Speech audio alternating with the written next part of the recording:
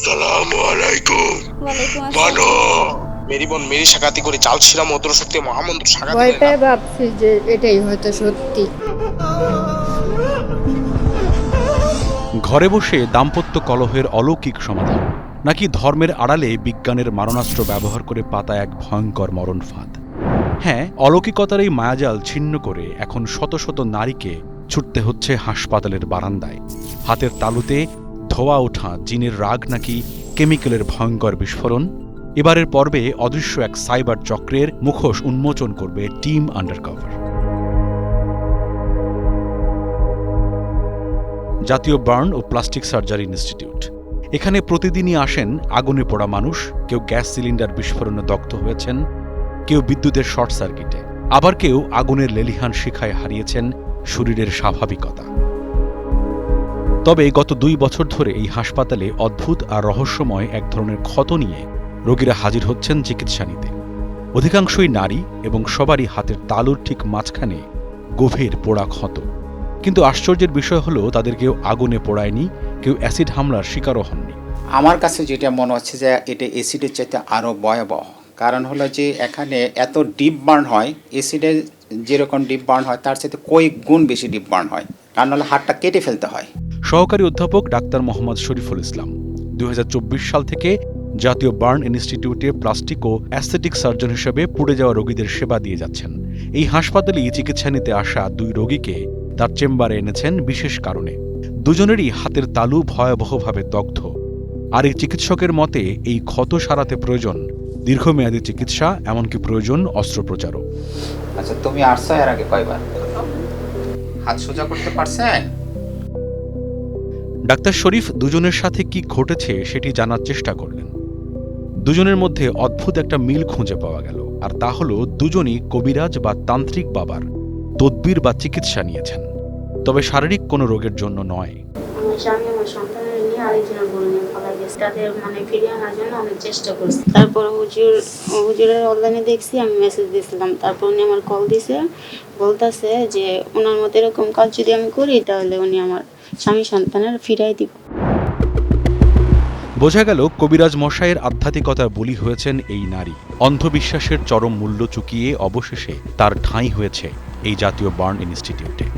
পাশের এই তরুণীর গল্পটা অবশ্যই একটু ভিন্ন। তিনি কোনো কবিরাজের কাছে যাননি, বরং কবিরাজই তার কাছে এসেছেন। ঘটনাটি মাসখানেক আগের।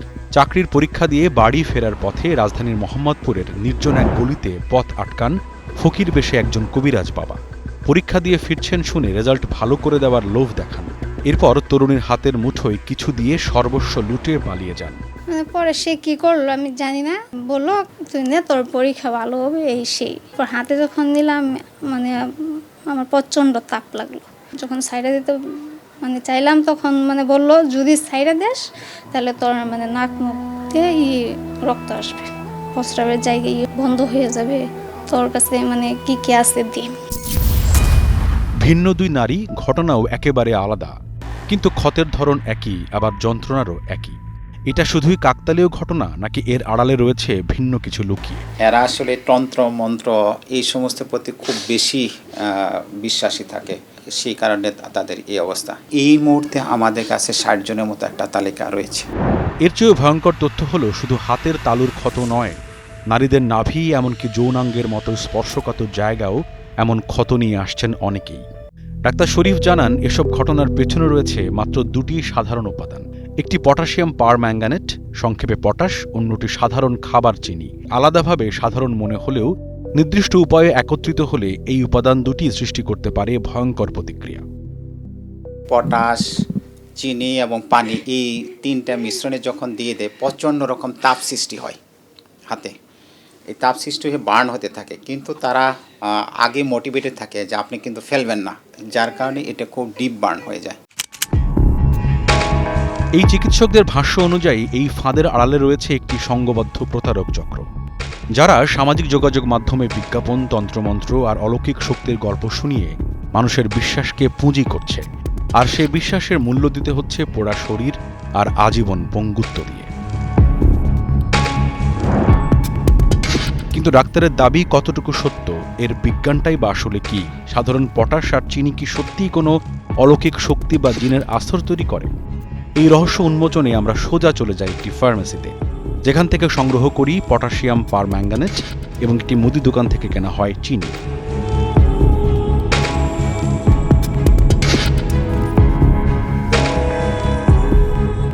রাসায়নিক এই বিক্রিয়ার সত্যতা যাচাই করতে কেনা দুটি উপাদান নিয়ে আমরা হাজির হই ঢাকা বিশ্ববিদ্যালয়ের রসায়ন বিভাগে।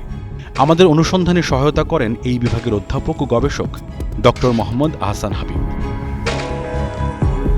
মাত্র কয়েক সেকেন্ডের একটি বিক্রিয়া কিভাবে মানুষের হাত ঝলসে দিচ্ছে, কিভাবে জিনের রাগ আর তদবিরের গল্প শুনিয়ে হাতিয়ে নেওয়া হচ্ছে হাজার হাজার টাকা, আর আমাদের গোপন অনুসন্ধানে উঠে আসা সেই চাঞ্চল্যকর সূত্র, যার যোগসূত্র মিলেছে হাসপাতালের বেডে শুয়ে থাকা ভুক্তভোগীদের সঙ্গেও।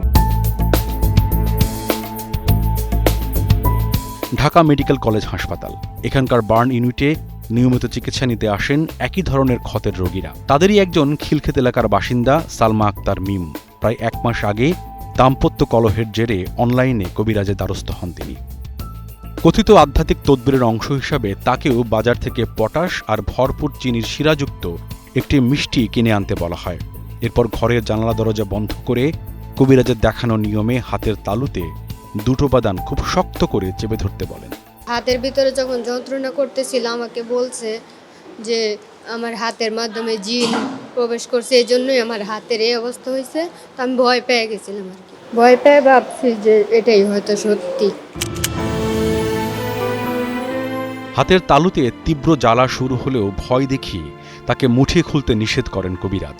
বলা হয় তার শরীরে নাকি জিন প্রবেশ করেছে। সেই জিনকে শান্ত করার জন্য 3 ধাপে মোট 21,000 টাকা পাঠিয়ে দেন। এরপর হঠাৎ করেই বন্ধ হয়ে যায় সেই নাম্বার। অবশ্যই এটা প্রতারণা। আমার হাতে পটাশটা দেওয়ার কারণে পটাশ আর মিষ্টির রসটা মিক্স হয়ে অ্যাসিড হয়ে গেছে, অ্যাসিড হয়ে পুড়ে গেছে। আর আমি তখন ভাবছিলাম হয়তো উনি যে বলছে জিনের কথা, তো এই জন্য হয়তো। এদিকে ঘটনার পর নিজের ভুল উপলব্ধি করেছেন মিমের স্বামী। সেই ভুলের প্রায়শ্চিত্ত যেন এখন হাসপাতালের বারান্দায় বারান্দায়। দগ্ধ স্ত্রীকে নিয়ে নিয়মিত ছুটছেন চিকিৎসকের দ্বারে।